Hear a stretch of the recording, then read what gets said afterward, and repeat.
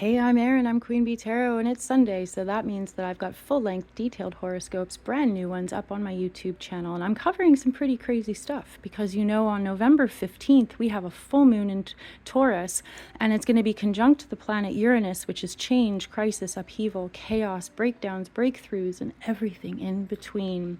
Could be a wild ride, and as if it hasn't been already, but here we go, we're rocking towards a full moon.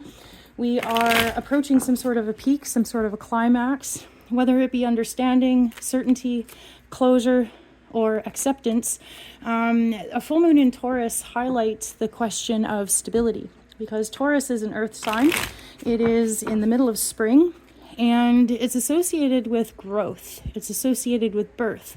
In spring we see flowers blooming. We see in the animal kingdom, we see babies being born. So new beginnings, new growth, and the idea is healthy growth, right?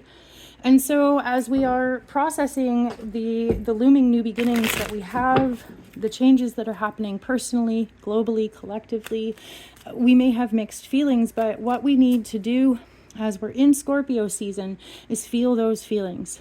Don't run from them. Don't try and swim away from them. If you sit with them, they will tell you a story. And the story that the emotions are trying to tell you is of something that needs to be done, whether it be a boundary, a word that needs to be said, a need that needs to be met.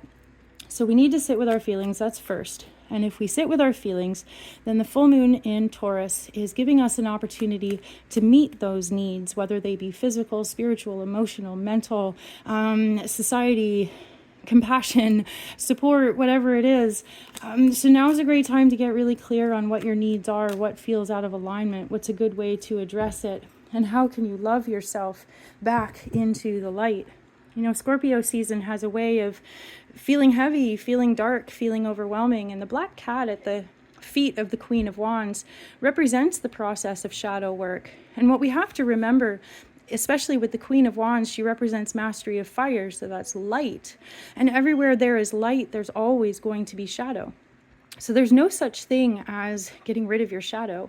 And I saw this really lovely video the other day about anger, and it was suggested that instead of trying to get rid of the anger, see what you can do to use it. And that made me think about one of my favorite Mr. T quotes, which is anger, use it, but don't lose it.